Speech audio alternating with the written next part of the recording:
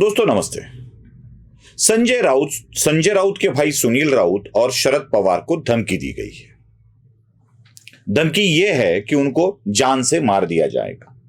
शरद पवार को बोल दिया गया है एक ट्विटर अकाउंट पर, मतलब कोई फोन कॉल नहीं है, ट्विटर अकाउंट पर बोल दिया गया है कि आपका दाभोलकर किया जाएगा। अब नरेंद्र दाभोलकर जब पुणे में मॉर्निंग वॉक के लिए बाहर निकले थे तब उनकी निर्मम तरीके से हत्या कर दी गई थी, गोली डालकर हत्या कर दी गई थी। शरद पवार को भी एक ट्विटर अकाउंट, भले ही कावर्ड्स तरीके से, एक डरपोक आदमी की तरह अपनी पहचान छुपाकर गलत नाम से धमकी दी जा रही है। मतलब शरद पवार को धमकी देने वाला अपना नाम नहीं बता रहा है। कोई राजकारण महाराष्ट्राचे नाम का एक ट्विटर हैंडल है और जिसके ऊपर से ये शरद पवार को धमकी दी गई है। प्रदेश के उप मुख्यमंत्री देवेंद्र फडणवीस को हम ये बताना चाहते हैं कि ऐसे गलत तरीके से पहचान अपनी छुपाकर, अपने चेहरे को छुपाकर न जाने कितने नामर्द ये चीज कर रहे हैं। मुझे एक चीज और देवेंद्र फडणवीस को बतानी और दिखानी है। देवेंद्र जी ना केवल ऐसी धमकियां बल्कि कुछ व्हाट्सएप चैटिंग भी बहुत वायरल होती जा रही है तेजी से।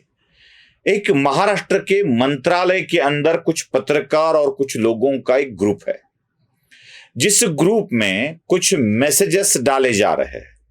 मुझे तो आश्चर्य इस बात का है कि इस ग्रुप एडमिन को क्यों यह पता नहीं चल रहा है कि महाराष्ट्र को जलाने की साजिश ये लोग रच रहे हैं। जरा देख लीजिए, मैं स्क्रीनशॉट दिखा रहा हूं उसी ग्रुप के, उसमें आपको पता चलेगा कि देवेंद्र फडणवीस के खिलाफ कैसी साजिश रची जा रही है।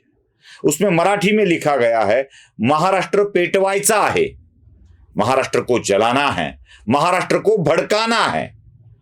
इसका मतलब क्या होता है? कोई पत्रकार है या कोई व्यक्ति है, पता नहीं है, कोई विक्रांत नाम का व्यक्ति है जो बार बार ये सजेस्ट कर रहा है कि महाराष्ट्र को जलाना है, महाराष्ट्र को भड़काना है। ये क्या है?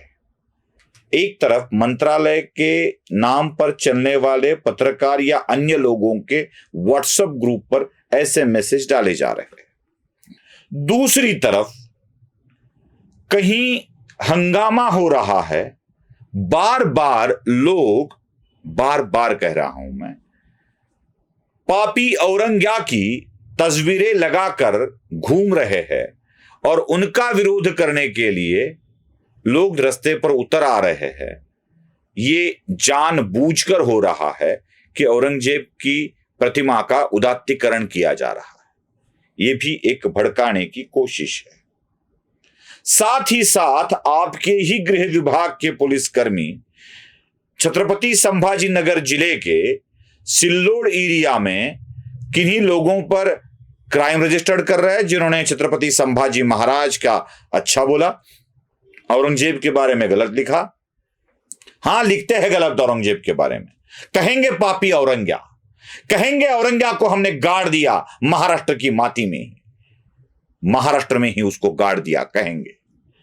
औरंग्या धर्मांध था ये कहेंगे, औरंग्या पापी था ये कहेंगे। कर लो जो करना है, लेकिन उनके खिलाफ क्राइम रजिस्टर्ड हो रहे हैं, पुलिस थाने में हो रहे हैं। ये कुछ अधिकारी भी जानबूझकर कर रहे हैं, क्योंकि क्राइम रजिस्टर्ड हो फिर उस पर भड़क उठे। ये देवेंद्र फडणवीस के खिलाफ की जा रही साजिश है। मंत्रालय के अधिकारियों का, पत्रकारों का, कार्यकर्ताओं का ग्रुप, ट्विटर हैंडल पे शरद पवार को दी जाने वाली धमकियां, साथ ही साथ पुलिस द्वारा की गई कृतियां, ये सारी चीजें यही दर्शाती है कि महाराष्ट्र को भड़काने की कोशिश की जा रही है। शरद पवार को धमकी दी जाए तो महाराष्ट्र और भी भड़क उठेगा और इस पर सरकार को, देवेंद्र फडणवीस को टारगेट करने का यूं ही मौका मिल जाएगा। इसके पीछे का पूरा सच बाहर आना चाहिए। कौन चला रहा है ट्विटर हैंडल, क्या है उसकी पार्श्वभूमि, क्यों कर रहे हैं ऐसे लोग, ये सब कुछ सामने लाना अब देवेंद्र फडणवीस की जिम्मेदारी है। अब आता हूं संजय राउत की धमकियों पर।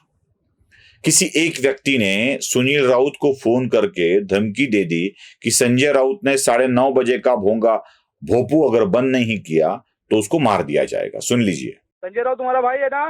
तो समझा, गोली मार देगा वो बोले। किधर मारेगा गोली तू? जिधर बोले उधर गोली मारेगा। किधर बोल ना, भेज देता हूँ मैं मारने के लिए। मार डालिया गोली उसको। किधर भेजो बोल ना। तो सुबह का अरे भोंगा बंद करने बोल। अरे तू किधर गोली मारने का मुझे भेज देता हूँ। भोंगा बंद करने बोल उसको। फोन अरे मेरा क्यों कहाँ अरे कहाँ भेजो वो बोल ना। मैं क्या बोलता, फोन क्यों नहीं उठा रहा बोले क्या? किसकी? हाँ, संजय राउत की। फोन तो उठाने बोल। हाँ, कसम से बोलता बोले अभी वो फली फोन किया तो। संजय राउत जो मर्द आदमी है, समझे क्या? तेरे जैसे भोंगा बंद करने बोल, क्या गोली मार देगा। कौन है भाई ये? कहां से आते हैं ये अजूबे धमकी देने वाले? देवेंद्र फडणवीस ने तो बता दिया कि ये कोई दारू पिया हुआ आदमी था और नशे में ये सारी चीजें कर रहा था। बोल दिया फडणवीस ने कि नशे में ये सब कुछ चीजें कर रहा था, लेकिन नशे में इतना एंटरटेनमेंट खुद का नहीं किया करते। 9:30 बजे बजने वाला भोंगा अब लगभग बंद होने की कगार पर है। ना भोंगे वाले को उसकी जरूरत है, ना अब दुनिया को जरूरत है। जरूरत है तो सिर्फ बेचारे कुछ पत्रकारों को जो एबीपी माझा से आते हैं, टीवी 9 से आते हैं। उनको क्या है, थूके तो चाट लो, गाली दे तो सुन लो। जाते हैं बेचारे, सुन सुन के आते हैं, हमको भी दिखाते हैं। रोज हम भी देख देख के थक गए, लेकिन अब उनकी पार्टी उनको सामने नहीं ला रही है। उनके भाषण सुनने के लिए लोग नहीं आ रहे हैं। यहां तक कि संजय राउत भी खुद लोगों को लोग नहीं आ रहे हैं, इसलिए गालियां बकना शुरू कर दे रहे। छत्रपति संभाजीनगर में यही किया, कार्यकर्ताओं को ही गाली दे डाली कि अब आपको ही आत्म परीक्षण करना है। सुना जरा, खरी खोटी सुना डाली कार्यकर्ताओं को। जो बंद होने वाला है उसको बंद करने के लिए धमकी काहे को दे रहे हो भाई? और देवेंद्र फडणवीस ने बता दिया कि नशे में कर रहा है।